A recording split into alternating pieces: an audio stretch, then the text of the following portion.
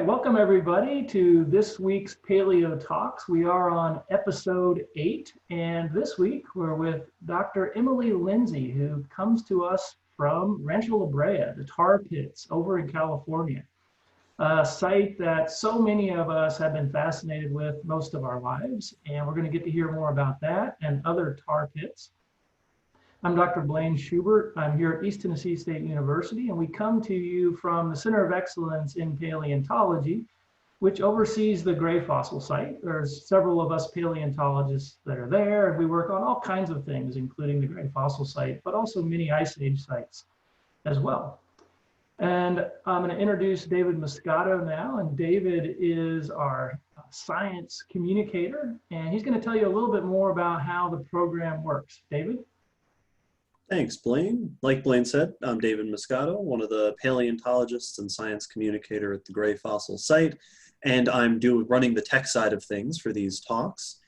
The way this is going to work is that Blaine's going to lead our guest through discussing the topic at hand, and then about halfway through the program, so after 15 or 20 minutes, we're going to open it up to questions from the audience, that is you. So if you scroll down to the bottom of your Zoom screen, there is a tab that says Q&A. So when the time comes, when you have a question, click the Q&A tab, type in your question, we'll see it, and then we'll try to get through as many of those as we can before we end the recording. All right, thank you, David. The recording part will last about 30 minutes, but just so you know, we do stick around after that, and sometimes that turns into long discussions about mastodons or something else, and you're welcome to stick around for that, and we'll ask other questions at that time of Emily if she has time to stick around too. So at this time, introducing Emily, Dr. Emily Lindsey. David, if you'll switch the screen over to her, we'll have you. Emily, could you tell us a little bit more about yourself and where you are?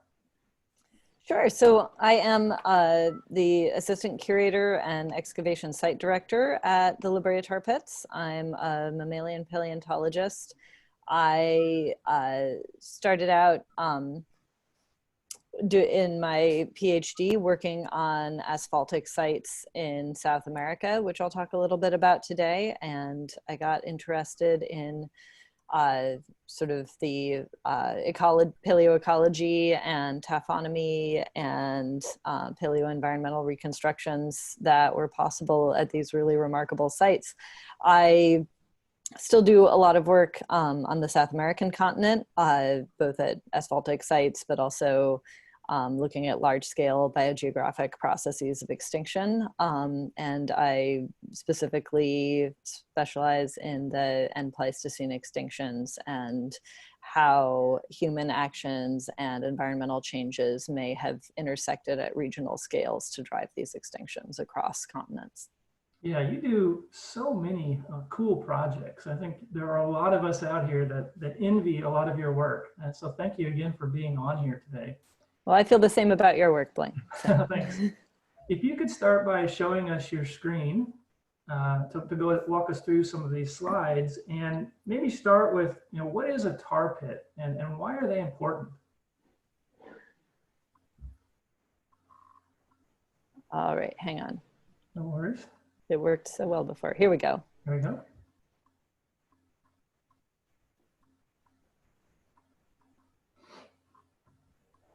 Is that working? That's working, thank you. Okay, wonderful, thank you. So this is a classic image from Rancho La Brea. It was by the painter Mark Hallett, and it's a reconstruction of what we think the ecosystem might have been like in Southern California during the past 50,000 years when the asphaltic seeps at Rancho La Brea were collecting fossils. Now most people have heard of the La Brea tar pits, and now why are tar pits so important? Well, this is why. They form these incredibly dense accumulations of fossils, both through the sort of active accumulation of remains in these sticky superficial seeps, and because the properties of the asphalt itself are capable of preserving a wide variety of biotic materials. So you get both, bone and a lot of other biotic tissues preserved, which is a really unusual feature. So this allows us to get both incredibly high replicates, which is something we always long for and rarely achieve in paleontology.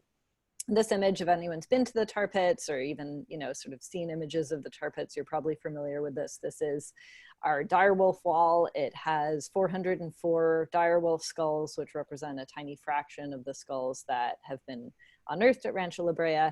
When I first started working at the La Brea tar pits, I thought it was sort of a weird, kind of 70s holdover exhibit. And now I use it in all of my talks because it so perfectly represents why these types of sites are so important. There's basically very few other deposits in the world where you get the sheer quantity of individual species to be able to look at things like intraspecific variation, pathology, and kind of microevolutionary adaptive responses to environmental change across time. The tar pits is one of those few places, and especially, of course, for carnivore species, because we have about a 9-to-1 carnivore to herbivore ratio among the large mammals in the tar pits. But the other thing that asphaltic sites preserve that, in my opinion, make them even more important are they can preserve lots and lots and lots of tiny specimens as well. So this is just a small sample I took through one of our microscopes of some what we call microfossils, small fossils that were found in one of our deposits that date to about 42,000 years old. There's a leaf here on the side. Can people see my cursor when I move it? Yes. Okay. So there's a leaf, a fragment of a leaf. You can still see the venation in the leaves. We have a rodent cheek tooth, a lizard jaw here. We have the leg of an insect. We have a freshwater clamshell, a toe. We get claws both of mammals like this and birds. This is the wing elytra of a flying beetle, and a juniper berry, which is one of our most common fossils, actually. And so you can see that not only do we get sort of the ability to look at individual species in depth, but we actually have the potential to reconstruct entire past ecosystems, which is something that we rarely get on any other type of fossil site. You almost never get plant tissues and bone preserved in the same deposits because the types of sediments that preserve one tend to dissolve the other. It's incredibly rare also to get a lot of really large fossils like a megafauna preserved alongside the fossils of small animals, because the taphonomic pathways to sort of accumulation and preservation tend to be different. And finally, tissues like, chitin from insects and these soft tissues of plants rarely get preserved for long periods of time. And so we have this really kind of once in a lifetime opportunity to reconstruct this ecosystem from the last 50,000 years of California. So Emily, is this combination of being able to get plants and animals because of an anoxic environment?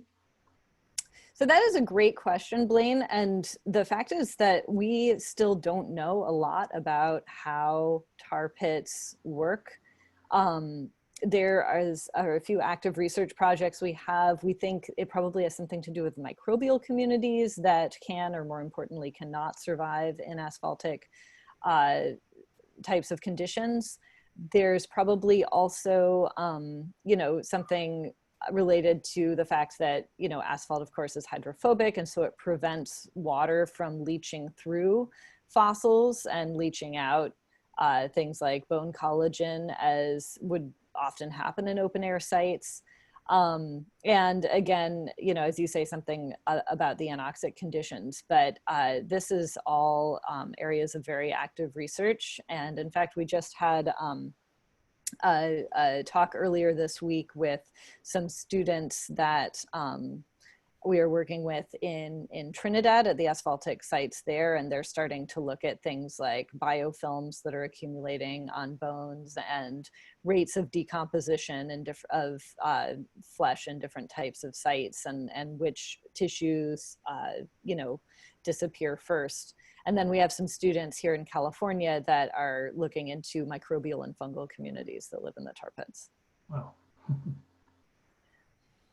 So this is sort of a basic schematic of how these asphaltic seeps happen. So you need two conditions basically to get these types of preservational environments. You need underground oil reserves, and you need some sort of tectonic activity that forms these areas of structural weakness where the oil is able to seep up and make its way to the surface, where it can form these sticky, shallow pools that accumulate things like, you know, plants that get blown in, birds that perhaps land on the surface thinking they're landing on perhaps a body of water. And in fact, when we do get rains, you have these very shallow pools of water forming on top of these asphaltic seeps. And it's very easy to see how, you know, a thirsty large animal or a tired water bird might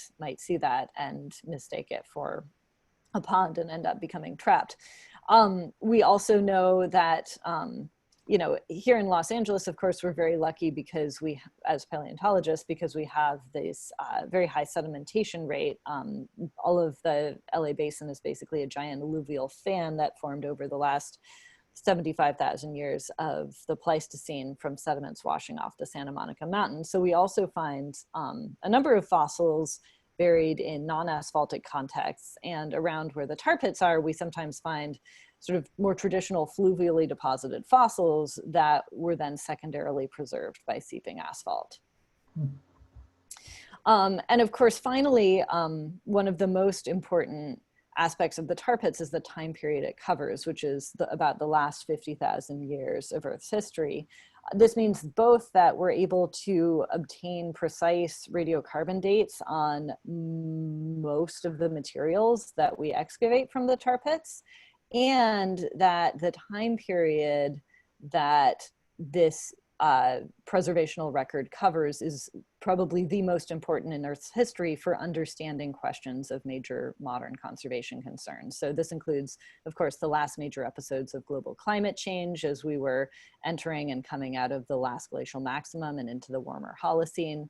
It includes the first time that humans arrived on the North American continent and started spreading out and interacting with animal communities in the continent. And of course, the extinction of about 2/3 of the large mammals in North America and from much of the rest of the world. And so as conservation biologists today are becoming interested in things like, you know, what are the long-term sort of drivers and implications of things like climate change, human activities, and extinction, this is one of the best places on Earth where we can ask those types of questions on a timescale that is meaningful to our current environmental situation. Now, the different pits there actually record different periods of time. Is that correct? So yes, different seeps were active, appear to have been active at different periods of time. We're currently in the middle of a large radiocarbon dating focused grant that's trying to get more chronological resolution of some of these deposits. And so what we're finding are that there are certain pits that actually have very tight chronological control, at least in terms of the large mammals that are found there. Maybe the vast majority of fossils appear to have been deposited within about, you know, a couple thousand-year time period. There are other deposits, things like Pit 91, that can have time spans ranging for, you know, 15,000 or more years. And so there's a lot more radiocarbon dating research that's required to be able to put distinct chronological control on a lot of these pits. And the other thing that we're starting to realize is that when you have a narrow distribution of radiocarbon dates on large mammals, that doesn't necessarily mean that you have that same sort of shaped curve of dates for things like small mammals or plant material or insects. And so we're still trying to work out to what extent we can take things from particular deposits and infer a precise age. We do know that certainly some deposits, like the most recent discovery, Project 23, those are all date to the pre-blast glacial maximum. So there's sort of a general time range we can give to those. We have other deposits that we know go into the Holocene. So, but figuring out to what extent you can pull a random fossil out of any deposit and put a time period on it is still something we're working out. So Rancho La Brea, itself is so remarkable, and it's a sort of iconic site around the world. Everybody knows about this, but one of the things I didn't know as a student until I learned as a student is that there are other tar seeps that track animals as well. And so maybe you can move into talking about some of those as well.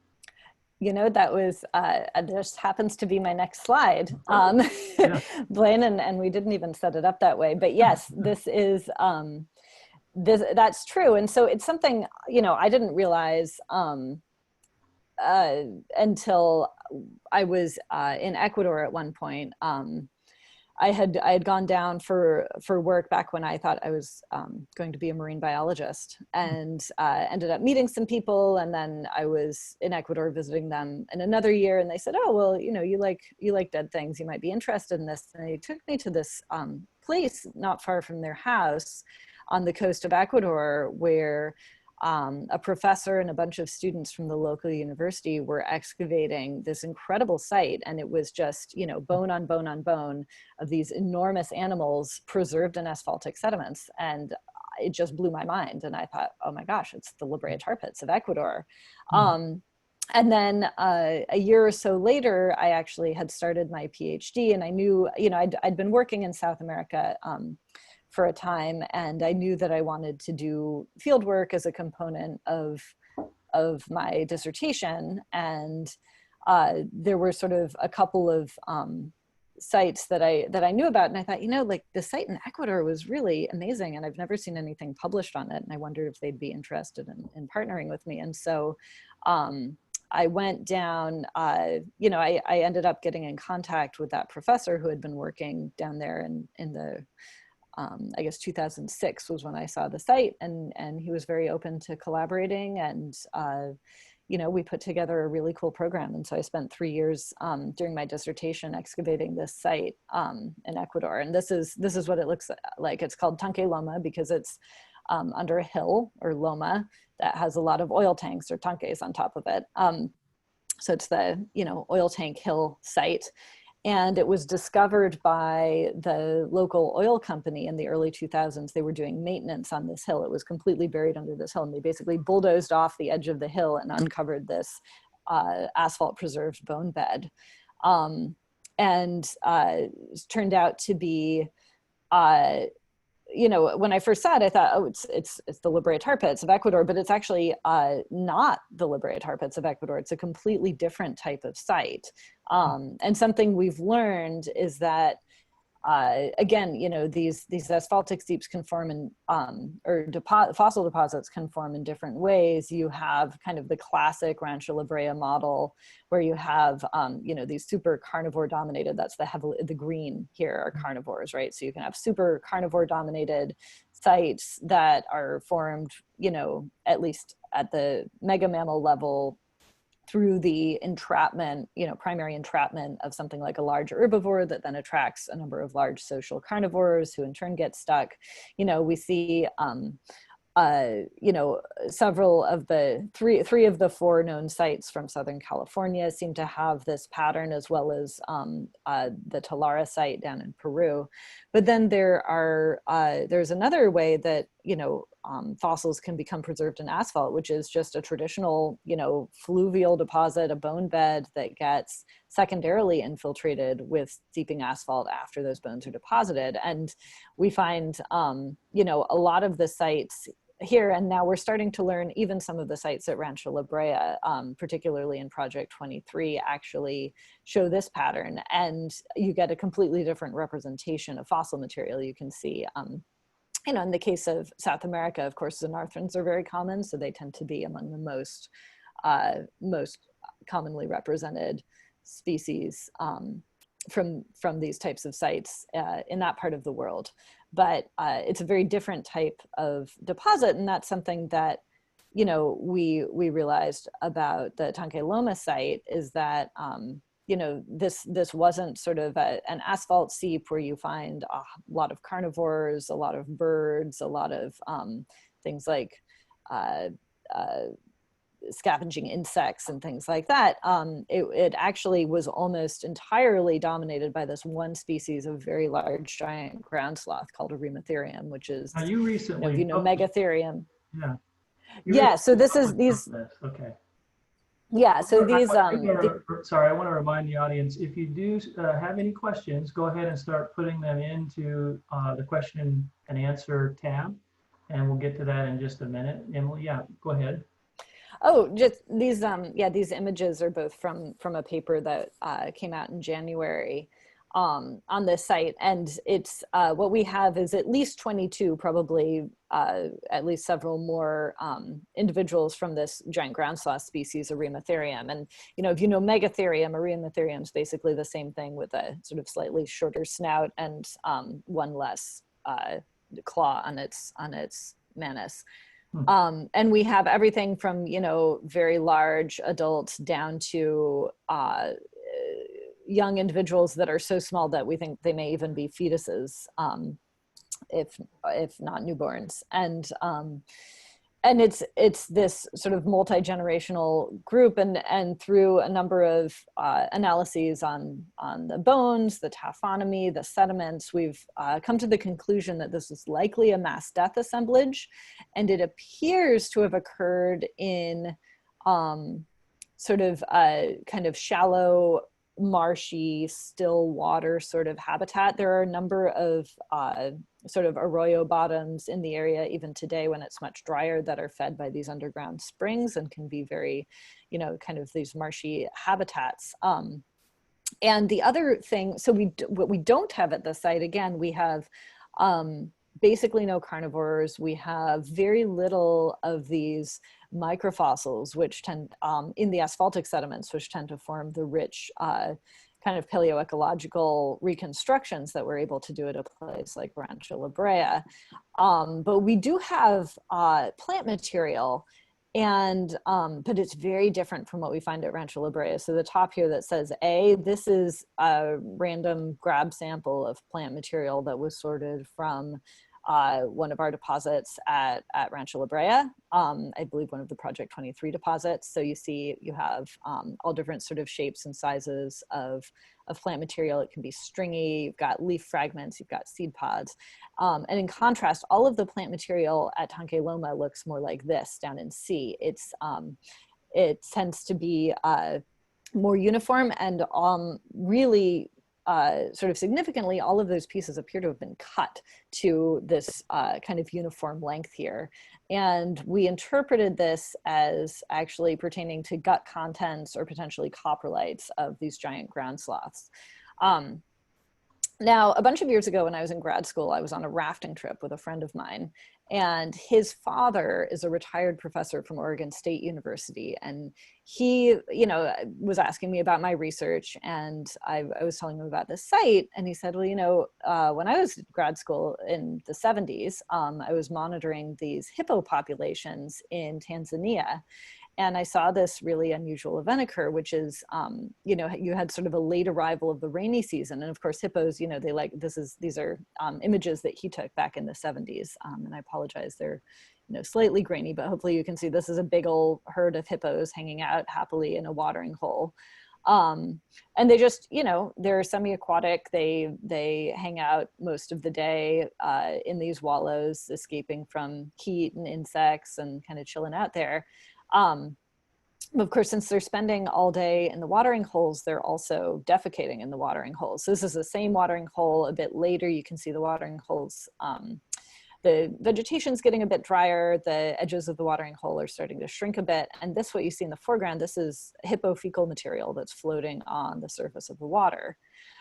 This is another site nearby that he took. And I just put it in there because all of this sort of muddy looking stuff on top of the water here, this is all like hippo feces. Mm-hmm. And then this is going back to that first watering hole from A and B. A couple of weeks later, basically, the watering hole had continued drying up, and a disease had come through, and a huge number of the hippos had died You know, not from lack of water, there's still water, not from starvation, there's plenty of, you know, green forage around, but from this disease. And, you know, his interpretation was like, you know, it's because they're sitting around and they're wallowing basically in their own feces. And so if you kind of lose the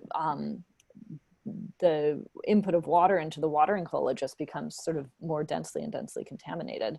And so we put forth that, you know, potentially just based on the materials that we have here at the Tonka Loomis site, this could be a model for what had happened with these sloths as well. That is fascinating. And actually, I want to talk to you more about that later, because our site we're working on, Saltville, has some similar types of plant that are clipped. What we need to do right now is go ahead and open up for questions from the audience. We have quite a few that are coming in. David, if you want to start out, we'll go back and forth. Sure thing. We've got a bunch of really cool questions coming in. As a reminder for anybody who is in in attendance, if you scroll down to the bottom of your Zoom screen, there is a Q&A tab. If you type a question in there, we will see it and read out as many as we can. The first question I want to read is two questions. The first comes from Nathan, who asks, are there any tar pits that are currently active and trapping animals now? And a very related question from Barbara, are these tar pits, the ones that you're talking about in your presentation, still trapping animals? Are you finding recent things along with the fossils?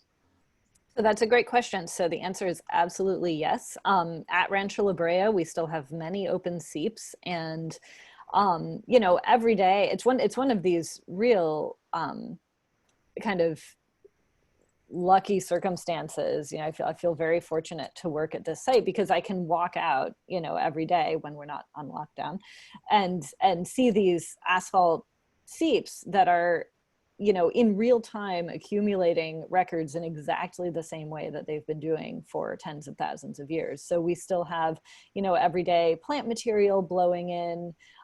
But in addition to that, you know, and all of those plants, those, you know, which are now introduced, right? It's now sort of collecting an Anthropocene record.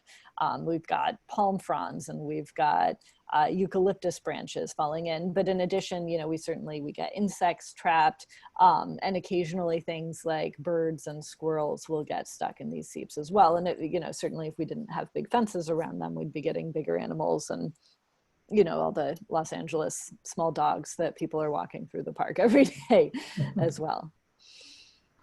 All right, we have oh, sorry, I was just going to say, you can also, you know, if you want to see tar seeps in a more kind of naturalistic environment, here in Southern California, up in the Ojai region, there's a lot of active seeps that you can go explore, and they're, you know, out along hiking trails. And every time I've gone, I've found, you know, recently entrapped animals, birds, snakes, things like that. So definitely this is a process that is continuing today all over the world. Emily, what about genetic material? Maggie from the Mammoth site asks, is it preserved within these deposits? That is a great question. We have tried for years to get ancient DNA out of our specimens, and we have not had any success so far.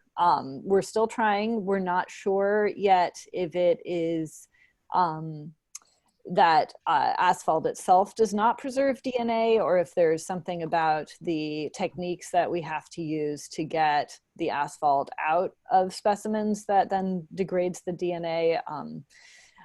You know, for a lot of these, you know, one of the big impediments to working at asphalt sites, especially for things like, you know, radiocarbon dating or isotopic analyses, is you absolutely have to get all of that exogenous carbon out. And so that tends to require, you know, a lot of solvents and different things. So we're trying with different processes. We've worked with different labs. I don't have anything to report so far, but, you know, we've only ever tried on bone, and we're about to start trying on some plant material. And so I will keep you posted. Perhaps we'll have more luck with that. Have you tried on the petrosals? Oh. I believe we have tried with petrosals. Okay. I know that, you know, they're sort of the gold standard for dense bone. But again, you know, in the early days, most of our collections, were excavated between, that are sort of accessible for research right now, were excavated between 1913 and 1915 when the Natural History Museum opened. This was part of the founding collection of the Natural History Museum. And at the time, the standards for cleaning specimens were, put them in a giant barrel of boiling kerosene, which is probably not great for DNA preservation. So, we're trying with some more recently excavated fossils with different techniques. So, maybe we'll have luck down the line. Thanks. We have a question from Sue, who says, noticing on your world map that the tar pit sites seem to be located all in about the same latitude, in a line across with a few a little more south. Is this part of how the sites formed geologically? Is their formation related to their latitude? That's a great question. I don't, at this time, you certainly need to have any active asphalt seeps today, which makes them more likely to be encountered. They need to be, warm enough that the asphalt is in a liquid form and flowing. And we even notice seasonally there are changes between, the flow and sort of the stickiness of the asphalt during summers and winters. A lot of these sites, are really new as well. Like there was sort of Rancho La Brea, and then little by little, they found a couple of sites in South America. There was this site in Cuba. It wasn't until after I started my job at the tar pits that I found out that there's a site in Japan over here. There's this one site that's known from Azerbaijan that's been known for a couple of decades, for about 50 years or so. And then I just found out, again, even more recently, there's a site in Iran. So there may be more sites that we don't know about as well. This is still just a handful of sites, maybe a dozen individual localities across the world, and there could be many more. But again, what we know they're related to, of course, is oil and tectonic activity that allows that underground oil to make its way to the surface. Grant Boardman asks about the age of sites. So are they all Pleistocene and Holocene, or are there older ones? Great question. So the most of the ones we know about are Pleistocene and Holocene. Of course, those are the ones that would be most likely to be discovered because they're going to be closer to the surface. The oldest site we know of is in Venezuela. It's one of the Breias de Oroqual sites that Ascanio Rincon and his colleagues have been working on. And that is Pliopleistocene and is proving to be, really informative for things like understanding the Great American Biotic Interchange. So that's the oldest tar pit site we know of at the moment. We don't really know if these sites were operating in the past, and if so, what a tar pit looks like after many millions of years. What would it convert into? But I think that's another kind of exciting frontier for people to work on. Our friend Larissa from last week asks if you find many or any tapirs at any of those South American tar seeps. That is a great question, Larissa. I would be surprised if there were not tapirs at the Venezuela sites. We don't have any at any of the Ecuador sites that I know of, and I'm not sure. I would have to check the list for Talara in Peru. I suspect not, because those were both grasslands, reconstructed grasslands. I think the best bet for tapirs would probably be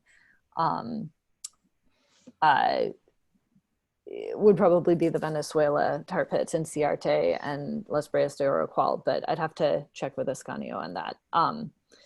And of course, I think we have one that was found across the street from the tar pits in an asphaltic context, but not physically on our property, but from the Rancho La Brea, but only one.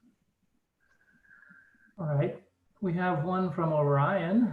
Orion is one of our regular listeners and a budding young paleontologist, and he asks about human remains from the site. There is one human skeleton from Rancho La Brea. It's a female, we call her La Brea woman, and she's about 9,600 years old.